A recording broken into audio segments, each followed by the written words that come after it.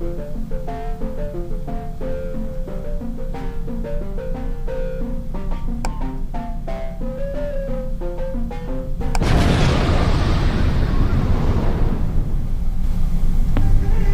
this look familiar to you? You drop in a cinematic LUT and suddenly your footage looks worse, not better? Don't worry. In this video, I'll show you how to actually use LUTs the right way in DaVinci Resolve, from proper settings and correct placement to creating your own LUTs, step by step. So, let's jump right in.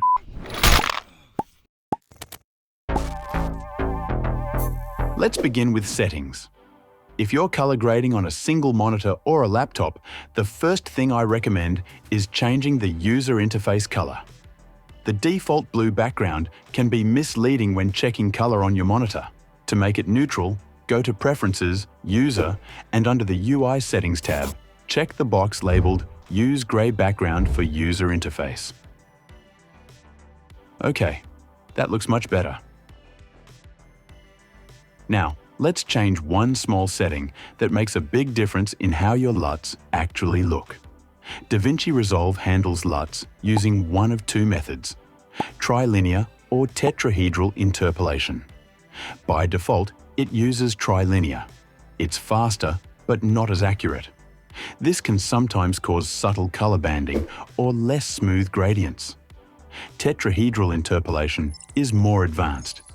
It checks color values more precisely, giving you smoother transitions and more accurate results. To enable it, go to Project Settings, Color Management, scroll down to the Lookup Table section, and set Interpolation to Tetrahedral. That ensures you're getting the highest possible quality from your LUTs. Now let's make sure we have the right settings in place for our color management. Under the Color Management tab, set Color Science to DaVinci YRGB.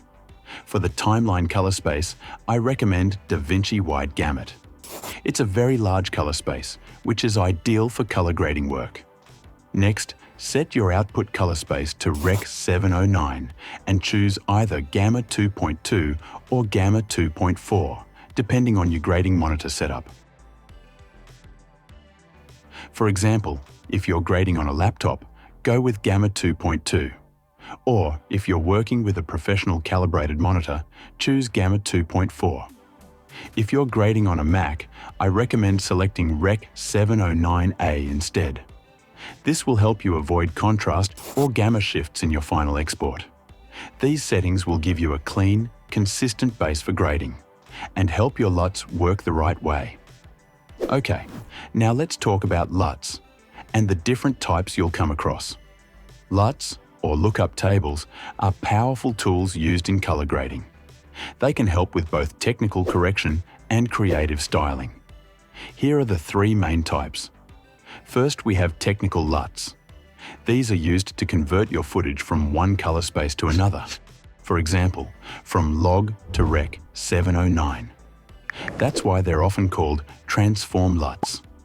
Another type of technical LUT could be a calibration LUT, which helps make sure colors look consistent across different displays.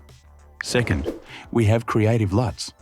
These are used to give your footage a specific look, mood, or style, like a cinematic tone or vintage vibe. They're often used to apply a consistent look across an entire project, saving time while keeping things visually unified. Then lastly, we have hybrid LUTs. These try to combine both technical correction and creative styling in one step. For example, a hybrid LUT changes log footage to Rec 709 and gives it contrast or a color style too. While that sounds convenient, hybrid LUTs often don't do a great job at either part. They might look decent at first, but they can be too aggressive or not match your footage correctly, especially if the lighting or camera settings are different from what the LUT was designed for. So while hybrid LUTs can be useful as a quick preview or starting point, they're not always the best choice for serious color grading. You'll usually get better results by doing technical and creative steps separately. Before you apply any LUT, it's really important to trust the source. Not all LUTs are created equal, and using random ones you found online can actually do more damage than good. Some are poorly built, overly aggressive, or not designed for your camera's color space, which can completely break your image. A well-made LUT should preserve mid-gray exposure and keep natural-looking skin tones. If it blows out highlights, crushes shadows, or makes skin look unnatural, it's not doing its job. Always choose LUTs from reliable creators. In short, if you don't know where a LUT came from or how it was made, don't trust it with your footage. Personally, I almost never use technical or hybrid LUTs. For technical transformations, there's a much better option: DaVinci's built-in color science. Specifically, the Color Space Transform plugin.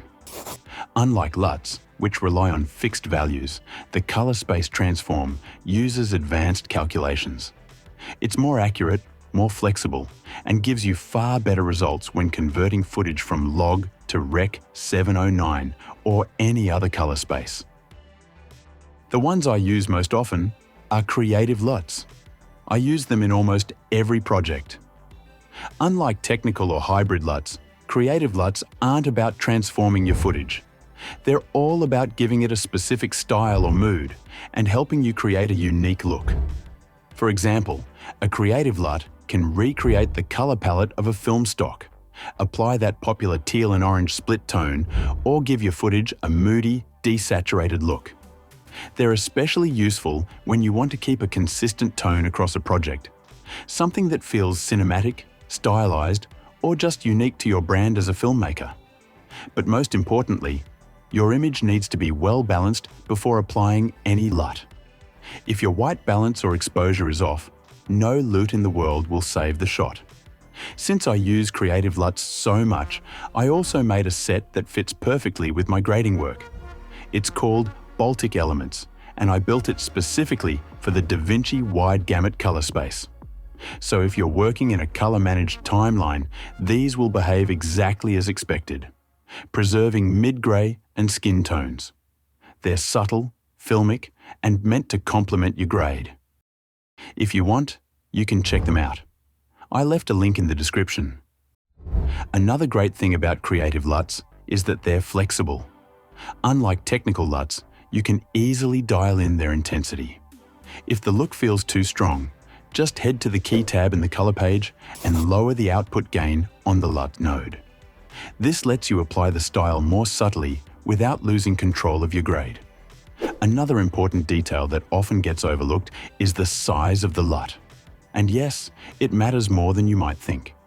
LUTs are essentially 3D tables that map combinations of red, green, and blue values to new color outputs. The size of a LUT refers to how many points it uses to define that mapping. Here are the most common sizes. 17, quick and lightweight, often used for on-set monitoring. 33, standard for many creative LUTs. 64, high precision, ideal for final grading. So, why does size matter? Larger LUTs provide more accurate color mapping and smoother gradients, which makes a big difference in subtle areas like skies, shadows, and skin tones. Smaller LUTs, like the 17-point ones, can introduce banding or color artifacts, so they're not ideal for final output. That said, 17-point LUTs can still be useful, especially for loading into cameras or monitors while shooting in log, so you can preview a more finished look on set. Another common question I get is, where do I actually put the LUT in my node tree? At the beginning, at the end, or somewhere in the middle? Well, the short answer is, it depends on the type of LUT you're using and what you're trying to achieve. Here are a few key principles to keep in mind. Always put your LUT on a dedicated node. This gives you full control.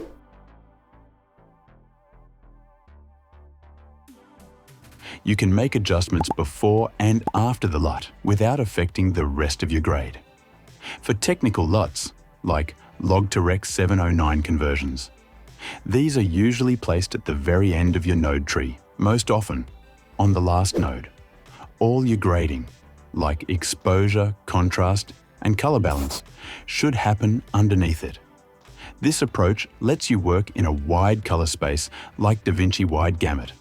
which gives you more flexibility and preserves more information during the grading process.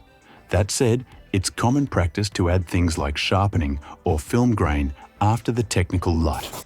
These finishing touches work best once your image is already in display color space like Rec. 709. As I mentioned earlier, a better option than using technical LUTs is the Color Space Transform tool, often called just CST.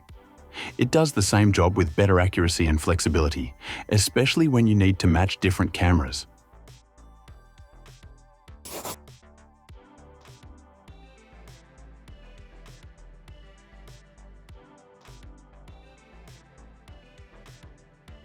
For creative LUTs, these should also go toward the end of your node tree, after your primary corrections and most of your creative grading.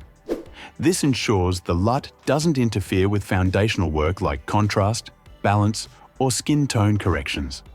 You can also add nodes after the LUT to fine-tune the final look if needed. If you want to apply a consistent look across your entire project, like a stylized film LUT for a music video or a short film, placing it in the timeline node tree is a convenient solution.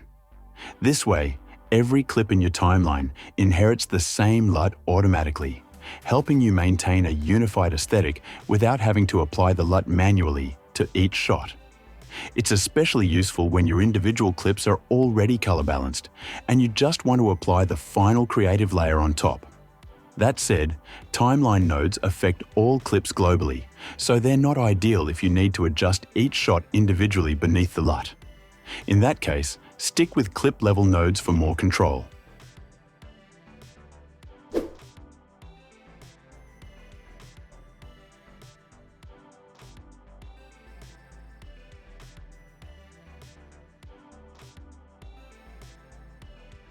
Bottom line, be intentional with your LUT placement. It's not just where it goes, it's what's happening before and after it that matters most. Now let's talk about one of the most iconic LUT built into DaVinci Resolve, the Kodak's 2383 from the Film Looks pack. This is a creative LUT, not a technical or hybrid one. It's designed to emulate the look of Kodak Vision color print film, which was commonly used for film projection. You'll recognize the style instantly. Deep, rich blacks, neutral highlights, and that punchy, colorful filmic contrast that just feels cinematic. But here's the thing. To get that look right, you can't just slap the LUT onto your timeline and call it a day. It's built with a very specific input in mind. This Kodak LUT expects your footage to be in the Rec. 709 color space, but with a gamma of Cineon film log, not gamma 2.4, which is the default in most projects. So if you're working in DaVinci Wide Gamut or any other log format, you'll need to add a color space transform node before the LUT to prepare the image properly.